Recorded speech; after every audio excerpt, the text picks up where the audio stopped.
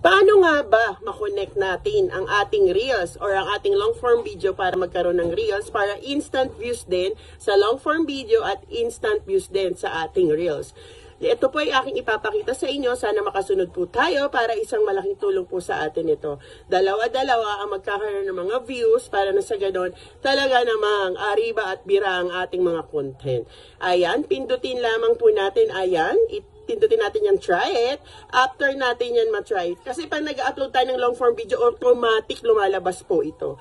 Ayan, i-try it natin or upload Reels into Reels. Lagyan natin ng description, lagyan natin ng hashtag, at lagyan natin ng itag kung saan natin pwedeng itag.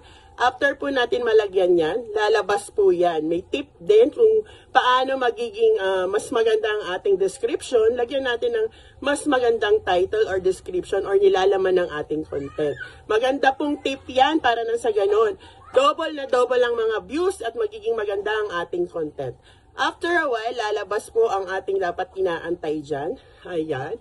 Connect your Reels into video. Kaya po natin i-connect yung Reels natin into a video para nang sa ganon, may lalabas doon sa ating Reels sa ilalim na watch full video. Makakatulong na pag pinindot nila yon, mapupunta sila sa long form video ng ating mga content.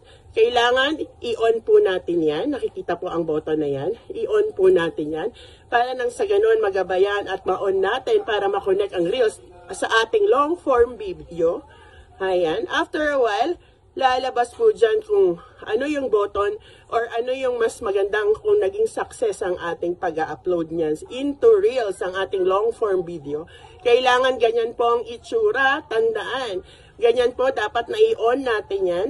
After po niyan, lalabas na po na ang Reels natin ay nakakonect na sa video at makikita natin na watch full video sa ilalim ng ating Reels. O, diba?